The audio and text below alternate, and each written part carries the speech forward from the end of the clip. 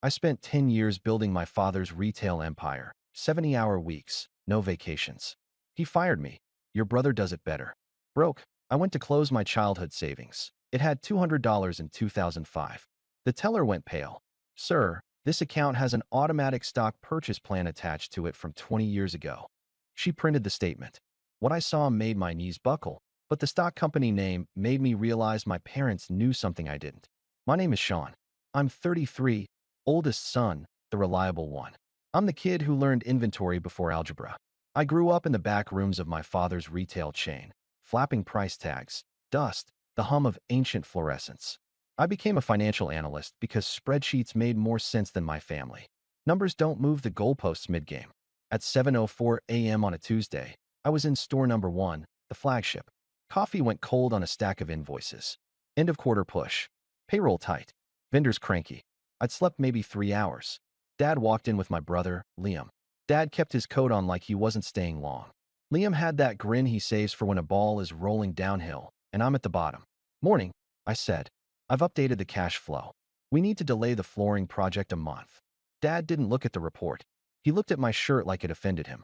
You always have a reason to stop things, he said. I have reasons grounded in math, I said, trying to keep my voice even. He waved at Liam. Your brother gets it done. You drag. You nitpick. You make people nervous. I felt my jaw tighten. I keep us inside the bank covenants. Nervous is better than bankrupt. Dad stepped closer, smiling like a manager in a training video. Sean, he said, you've had your chance. Liam folded his arms. We're going for a growth mindset, man. You're not a growth guy. I heard the forklift beep behind me. I smelled the citrus cleaner from last night's mop. Small details get loud when someone is about to hit you with something big. Dad finally said it. You're done. As of today. I laughed. Stupid reflex. Very funny. He didn't blink. Turn in your keys. I stared at him. 10 years. 70-hour weeks. No vacations because what if a truck is late? Sundays in the office while my friends sent beach photos. It sounded like bragging until it turned out I'd only been building a door they planned to shut in my face. Why? I asked, even though I knew. Your brother does it better, Dad said. He's our future. The words landed heavy and cheap at the same time. Liam rolled a coin across his knuckles like a magician who forgot the trick. Wow, I said. It came out thin. So that's it. Dad nodded at the manager's office. Keys, laptop, passcode. Don't make this personal. Right? I said, and the laugh came again, sharp and wrong. It's just business when it's me. He stared past me at a crooked shelf label. Fix that, he told the clerk, not me. Then to me, quieter. You'll thank me later. I didn't throw anything. I didn't plead. I handed over the keys. On my way out, Liam clapped my shoulder like we were teammates. Hey, he said, lowering his voice. You can still help, you know. Just from the outside. I looked at him. You mean free? He smirked. Family rate. I stepped into the parking lot. It was too bright. The air felt thin. My phone buzzed, Mom. I let it go to voicemail. I already knew the script. Be a man, be supportive, be quiet. I sat in my car and stared at the cracked steering wheel. I'm the analyst. I run scenarios. I didn't have one for this. That evening, they added me to the family group chat again like a courtesy. Mom led with her line, the one that always finds the bruise. Don't be dramatic, Sean, she wrote. Your brother needs this. You'll land on your feet. I typed then stopped. My hands shook. I put the phone face down on the table, listened to the neighbor's TV through the wall, and told myself to breathe. I didn't stumble into my father's company. I was drafted at 12.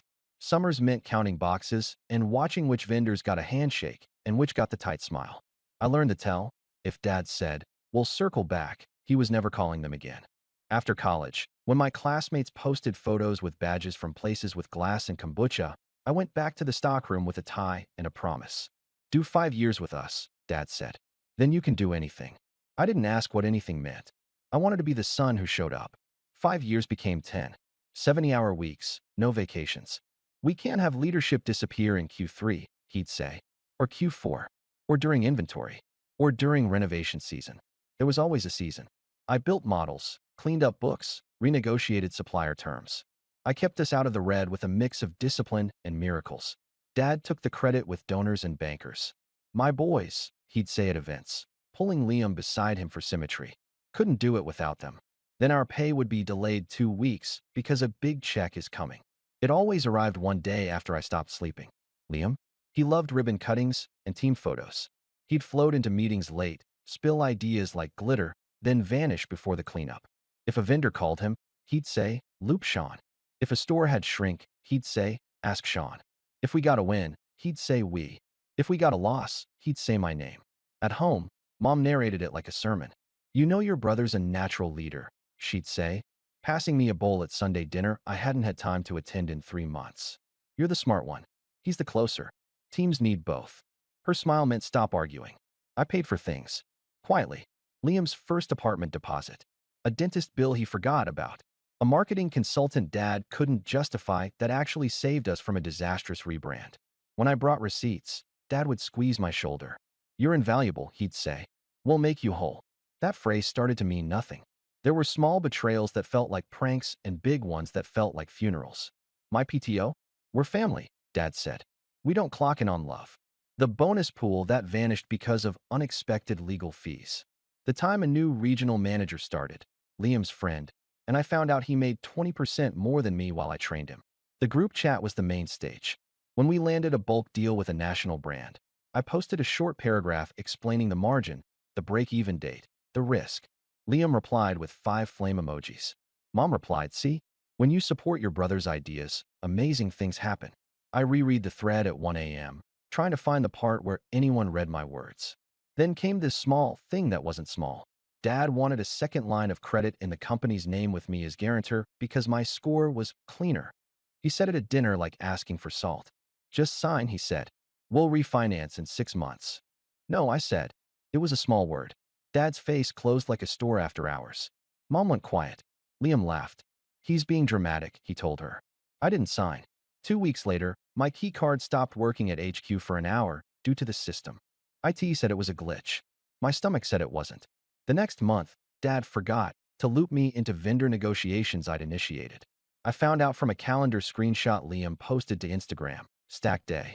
When I asked, Dad said, "We can't funnel everything through you." I started to pack my desk in my head even before they asked for the keys. When Dad fired me that morning, it wasn't the first cut. It was the last one I still felt. I spent the next 48 hours in the weird fog where you move, but your brain is on delay. I updated my resume. I canceled auto pay on my donation to the Employee Relief Fund because I was now the employee in need of relief. I counted the money in my checking account 3 times. It didn't change. Rent was due in 9 days. Severance? "We don't do formal severance," Mom texted. "Your family." Liam sent a thumbs-up emoji like a toddler handing me a Band-Aid for a broken arm. I sold an old laptop, some camera gear, shoes I wore twice. I ate cereal with water because I was out of milk and out of pride. I didn't call friends because I was tired of explaining my family like a puzzle with missing pieces. Mom called the third night. "Your father is hurt," she said. "He needed you to be mature about this. Liam is stepping up in a way we've never seen." "Because he has me out of the way," I said. She exhaled hard. "You're making it ugly." "It was ugly when you asked me to co-sign debt," I said. "Don't weaponize family," she snapped and hung up. The next morning, I did the thing I swore I wouldn't do. I drove to the bank where I'd opened my first savings account as a kid. It had $200 when I was 13, money from mowing lawns and sweeping warehouses. I kept it open out of nostalgia and laziness. Maybe there was $212 now. Maybe I could close it, add it to the pile, by time. I took a number. I stared at the poster about building your future. A teller called me up with a practiced smile that didn't reach her eyes. "Hi," I said. "I want to close an old savings account. It's under my name since I was a kid." "Of course," she said, typing. "ID, please." I slid it over. She typed more, then frowned. Her fingers slowed. "Everything okay?" I asked. She looked at the screen, then at me. The smile was gone. "Sir," she said quietly, "this account has an automatic stock purchase plan attached to it." From? She squinted at the date. 20 years ago. I blinked. "What?" "No, this is just a savings account." She shook her head, already printing. "It's linked.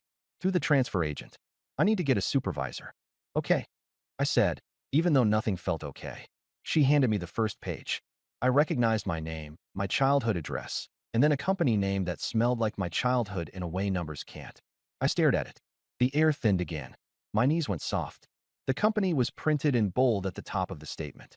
And the name told me my parents knew something I didn't. Before the teller came back, my phone lit up with the family chat. Liam had posted a photo, him in Dad's chair at HQ, feet up, Caption day one. Mom added, proud of both my boys. No one laughed. I turned the phone face down. The supervisor arrived, crisp suit, careful tone. Mr. Klein, she said. It seems that in 2005 an automatic dividend reinvestment plan was initiated from your savings to a registered transfer agent. It's a direct stock purchase plan. It's been reinvesting quarterly since then. I swallowed. Who set that up? It lists a custodian, your mother, until you turned 18. After that, the plan remained in your name. I stared at the company name again. Harbor and Hearth Brands. H&H was the conglomerate that had quietly taken minority stakes in mid-market retailers and distributors for 2 decades. Dad hated them in public, called them parasites in meetings. He'd throw their catalog in the trash and tell us to buy local, then later pick through the trash and tuck the catalog into his briefcase. I'd chalked it up to mixed feelings. Balance? I asked. The supervisor typed, printed. She slid a stapled stack to me. I scanned the totals. The number made my mouth go dry. Reinvented dividends over 20 years. Splits. 2 spin-offs. A special dividend during the pandemic. The kind of patient compounding I preached and never got to practice because there was always another fire.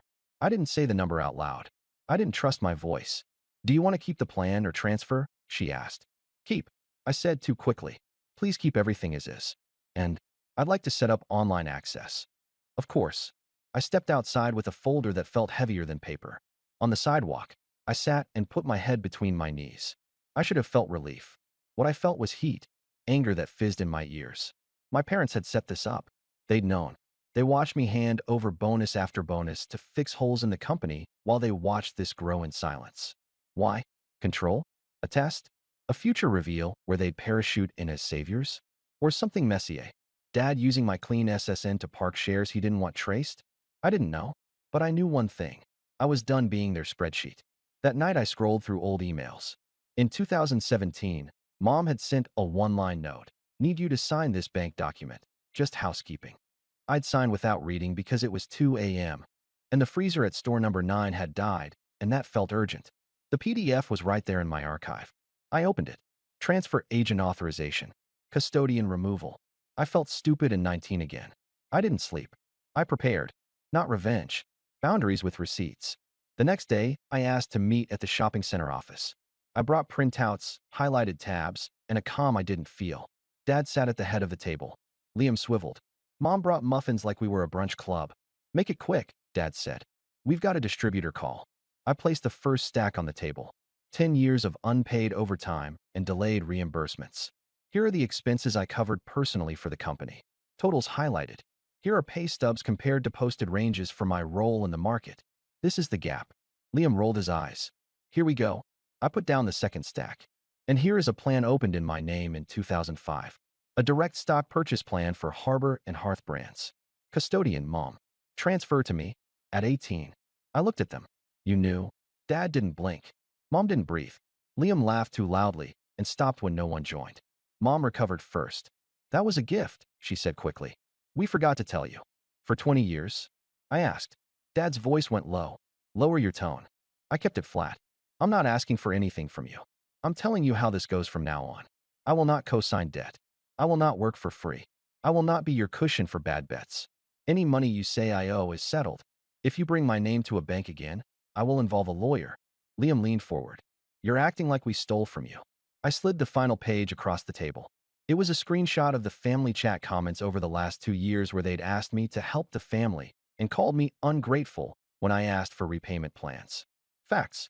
Dates. Their own words. Mom's voice sharpened. You're turning on us? After everything we did for you. You worked me for 10 years, I said. I did it because I believed in us. You fired me because it was convenient. That belief is over. Dad stood. Get out. I stood too. Gladly. He pointed at the folder in my hand. Leave that. It's company property. I held his eyes. It's mine. Outside, my hands shook again, but for a different reason. A line had been crossed, and this time I wasn't the one who'd be dragged back over it. The fallout started within hours, like weather. Family chat lit up. Mom led with the hymn. Sean is confused. He's been under stress. We will forgive him when he apologizes.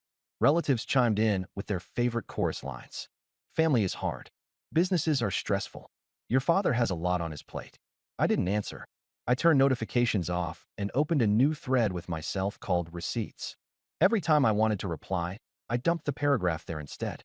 It was cleaner that way. It kept me from writing something that would feel good for 30 seconds and hurt for 30 months. Then came the private messages. Dad, bankers are calling me about a covenant waiver. You'll fix the deck. You always did. Me, I don't work for the company. Dad, stop being petty. Liam, bro, we can still be cool. Think advisory. Retainer word. Not a lot, but something. Optics. Me, no. Mom, you are breaking your father's heart. Me, he fired me. Mom, you forced his hand. Me, by asking not to co-sign debt. Scene. No reply. I took meetings. It turns out, if you spend a decade keeping a leaky boat afloat, recruiters notice when you finally jump ship. I dialed into calls from my kitchen table with a thrift store lamp and the good shirt I didn't give to Liam for a pitch vibe. I spoke plainly. I like fixing messy operations with bad data. People nodded. I started therapy. First session, I said. I think I'm addicted to being useful because it was the only way to be loved. My therapist didn't flinch. She said, let's make usefulness a choice instead of a contract you never signed. I wrote that down and underlined it twice. The Harbor and Hearth plan became a second job for a month. Not spending it, understanding it. I set up alerts. I separated accounts. I made a binder with tabs, spin-off A, spin-off B, dividend history, cost basis, tax. I built my own rules. No sudden moves. No Instagram boats. No announcing numbers to anyone who didn't need them. I made one purchase, a heavy lock for my front door, because sleep only comes when your body believes you. That's when the second wave hit. Money makes people honest by accident. A cousin I hadn't heard from in 2 years texted me, just checking in, then asked if I knew anything about crypto taxes. An aunt sent a GoFundMe for her dog's surgery and CC'd Mom. Mom forwarded it to me with "You've always been generous." A contractor Liam once stiffed found my LinkedIn and asked me to put in a good word so the family can pay their obligations. I sent him the email for the new regional manager and wished him luck. Then Dad called at midnight. He only calls that late when he wants something he knows I won't want to give. Fine, he said by way of hello. We'll do payroll on the Amex float, but you will write the bank deck in the morning. I won't, I said. You're still on the hook, he said. Your name is in places. Not anymore, I said. I checked. Silence. Then, you think you're better than us because you have a nest egg. I let the word hang. No, I think I finally have oxygen. You owe your family, he said. I owe myself a life, I said, and I meant it for the first time. The next day, a former assistant manager from store number 3 messaged me. Sorry to bother you, she wrote. They cut my hours when I had a doctor's note. You were the only one who enforced policy. Thank you. I stared at that line for a long time. It felt like a blessing I didn't know I needed. Bad news traveled faster at HQ. A vendor paused shipments until invoices got current. Liam called me 6 times in a row. I didn't answer. He left a voicemail that slid from charm to threat in under a minute. We're family, man. Be a goldfish and forget. Don't make me make this uglier. In therapy, I practiced new sentences with my mouth until they felt real. No, that doesn't work for me. I'll think about it and get back to you. I used them in the wild. The world didn't end. People adjusted. It felt like discovering a hidden door in a house I'd lived in for years. I got a job offer. Clean company. Boring on purpose. Finance team without a hero complex. The title wasn't flashy, but the boundaries were. I read the vacation policy twice and cried a little. I accepted. I wrote to my future boss. I will work hard during working hours and not rescue things you break on purpose. He wrote back, same. With a salary in view and a runway I'd earned by a 14-year-old version of me I wanted a hug, I moved apartments. Sunlight. A door that shuts. A second-hand couch that doesn't sag. I hung nothing on the walls for a week because I enjoyed the blank. Mom tried one last angle. We're having a family dinner, she texted. No talking business. Just food. We miss you. I went because I wanted to test whether I could sit at their table without shrinking. They started immediately. So what are you doing with your time? Dad asked. Working, I said. Liam smirked. Where? I haven't heard a peep. You hiding? I'm living, I said, and sipped water. Mom leaned in like a friend sharing gossip. I heard you came into some money. She paused, searching my face. We should talk by ourselves later. Your father has an opportunity. You could help the family double, maybe triple. I put my fork down. No, I said. Calm. Simple. Her smile went tight. Why are you punishing us? I'm not, I said. I'm protecting me. Dad scoffed. We made you. I made me, I said, with your last name and my labor. Liam laughed. He thinks he's a monk now. I stood. I think I'm done, I said. I hugged my grandmother, kissed her cheek, and left my plate on the table. In the parking lot, I waited for the old guilt to rise like a tide and pull me back inside. It didn't. It ebbed. I drove home with the windows down. There were cracks in the empire. You could see them from the street now. A help wanted sign that never came down. A banner that read grand reopening for 6 months because no one paid to reprint it. Customers posting photos of empty shelves and taglines about shop small that sounded like begging. I didn't gloat. I didn't send the links to Dad. I let it be what it was, their responsibility. One afternoon, after signing W-4s and setting up my new laptop, I walked to a neighborhood coffee shop. The barista spelled Sean on my cup. I didn't correct her. I sat by the window and read a book for 30 minutes. I'd forgotten how to do nothing without the sensation of drowning. It felt like learning to breathe through my nose again. A week later, I got a text from an unknown number. You don't know me. I'm Liam's friend from high school. He told us you were always intense. Just wanted you to know, that thing you did? Saying no? I wish I'd said it to my dad sooner. I'm trying now. I stared at the screen and thought about how boundaries are contagious the way laughter is. It felt like another small blessing. I didn't wake up one morning healed. I learned to make peace in small transactions. I bought good socks. I answered emails during business hours and let the red badges sit overnight without chewing my nails. I kept the Harbor and Hearth binder on a shelf and opened it once a month, not 10 times a day. I treated it like what it was, a tool, not a personality. The biggest change was quiet, not silent. The city still honked and the upstairs neighbor still dropped bowling balls at 11 p.m., but quiet in my head. The family chat still exists. I keep it muted. Mom still posts photos captioned, "So proud of our boys," at events I'm not invited to. Dad still uses the word legacy like a coupon he can apply anywhere. Liam still lives in the shallow end and calls it the ocean. None of that requires my reaction. Sometimes I think about the 13-year-old me walking into that bank with $200 and a smile like a new driver. I didn't know that a quiet plan had been attached to my name without my consent. I could frame that as manipulation, and some days I do. But I also choose another truth. The teenage me set something in motion when he refused to spend his little bit of money on a loud pair of shoes and tucked it into a boring account. He protected future me when nobody else would. I don't owe anyone credit for that. Last week, Dad called. 3 rings. Voicemail. He left a message in his careful tone. We're restructuring. If you have time to consult, he paused. Family should stick together. He didn't ask how I was.